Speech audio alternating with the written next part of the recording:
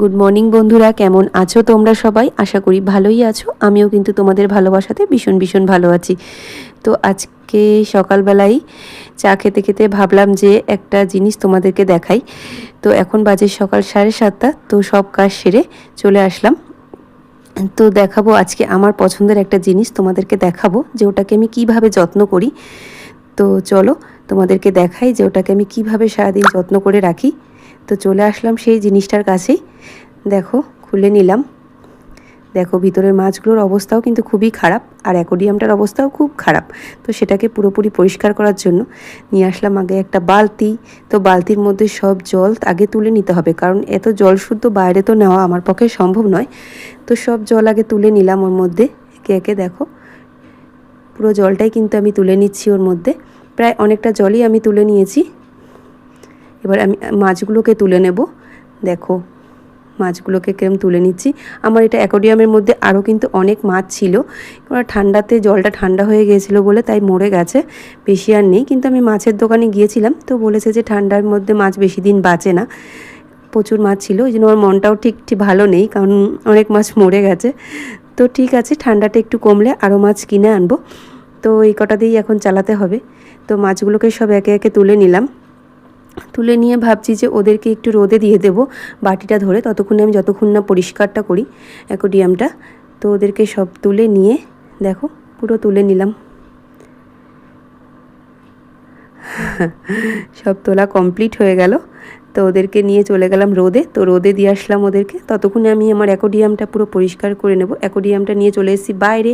তো দোকান থেকে বলেছিল যে অ্যাকোরিয়াম যখন পরিষ্কার করবে কাচের গায়ে কোলগেট লাগালে অ্যাকোরিয়ামের কাজটা খুব সুন্দর দেখতে লাগে। তাই আমি কোলগেট নিয়ে পুরো অ্যাকোরিয়ামটার কাচের গায়ে লাগিয়ে সুন্দর করে চারিদিক ডলে দিলাম। দেখো কত সুন্দর করে ডলে দিচ্ছি, যাতে কাচটা আমার খুব চকচকে হয় এবং কাচের গায়ে যে জলের দাগগুলো থাকে না সেগুলো উঠে যায়। এবার অ্যাকোরিয়ামের গায়ে কিন্তু আমি ওই কোলগেটটা লাগিয়ে সাথে সাথে তুলে দেবো না, কিছুক্ষণ রাখবো, থাকবে ওটা লাগানো কিছুক্ষণ। ভালোভাবে ওটাকে আগে চারিদিক বুলিয়ে লাগিয়ে দিলাম।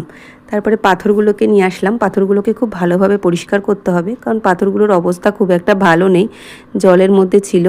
আর জলের মধ্যে অনেক দিন ভিজিয়ে রাখলে না জিনিসগুলো কীরকম জানি একটু হয়ে যায়। তাই ওই পাথরগুলো ওরকম ঠিক হয়ে গেছিলো, তাই পাথরগুলোকে আমি খুব কষলে কষলে ধুয়ে নিচ্ছিলাম। দেখো কত সুন্দর দেখতে লাগছে পাথরগুলো, তাই না? পাথরগুলোকেও খুব সুন্দর করে আমি ধুয়ে নিচ্ছি। বেশ ডলে ডলে পাথরগুলোকে ধুয়ে নিলাম। পাথরগুলোকে ধোয়া কমপ্লিট। আর ওই যেটাতে কোলগেট লাগিয়ে রেখেছিলাম না, সেই কোলগেটটাকে ধুয়ে নিয়ে কসবাইট দিয়ে ভালো করে ডলে নিয়েছি। দেখো কাজটা কিরম চকচকে হয়ে গেছে। ভালো করে কসবাইট দিয়ে ডলার পরে ধুয়ে নিলাম। ধুয়ে নেওয়ার পরে ভালো করে মুছে টুছে রেডি করতে হবে। কাচের গায়ে যে জলের দাগগুলো ছিল সেগুলো পুরো উঠে গিয়েছিল। আর ধোয়া যেই পাথরগুলো ছিল সেগুলো আমি রোদে দিয়ে এসেছিলাম।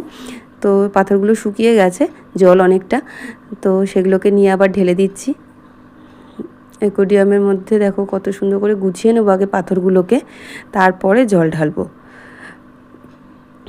সব পাথরগুলোকে আগের থেকে গুছিয়ে নেব।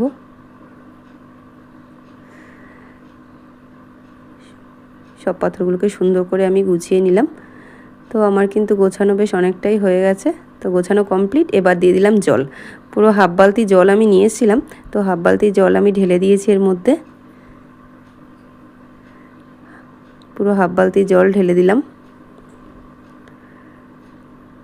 জল ঢালা তো কমপ্লিট। তারপর এটাকে সুন্দর করে সাজানোর জন্য ছেলে নিয়ে এসেছিলো একটা মানি প্ল্যান্ট গাছ, আর হচ্ছে একটা কাঠবাদামের পাতা। জানো তো, কাঠবাদামের পাতা যদি অ্যাকোরিয়ামের মধ্যে দেওয়া হয় তাহলে ওদের একটা ভিটামিন পায় ওই কাঠবাদামের থেকে। জলের মধ্যে কাঠবাদামটা পাতাটা যদি আমি ভিজিয়ে রাখি, তাই মানি প্ল্যান্ট গাছটা দিয়ে আগে ওটাকে একটু ডেকোরেশন করে নিলাম। আর ওই কাঠবাদামের পাতাটা আমি জলের মধ্যে ডুবিয়ে রেখেছিলাম, আর ওর মধ্যেই মাছগুলোকে ছেড়ে দিলাম। ওরা দেখো কি সুন্দর, মনে হচ্ছে নৌকার মধ্যে করে চড়ছে, কি সুন্দর দেখতে লাগছে।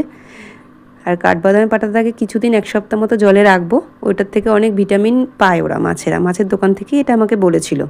তো আমার তো অ্যাকোরিয়ামের দেখো পরিষ্কার করা অনেকটা বেশ হয়ে গেছে। তো এর ভিতরে লাগানো রয়েছে দেখো ঢাকনির উপরে লাইট, আর হচ্ছে মোটরের পয়েন্টটা, এটাকে দিয়ে দিলাম। দেওয়ার পরে দেখো আমার অ্যাকোরিয়াম কিন্তু পুরোপুরি গুছানো কমপ্লিট। এইভাবেই আমি আমার অ্যাকোরিয়ামটা যত্ন করি সবসময়। চেষ্টা করি সপ্তাহে একদিন করে বা 15 দিন অন্তর পরিষ্কার করার। তো এইভাবেই আমি যত্ন করে রাখি।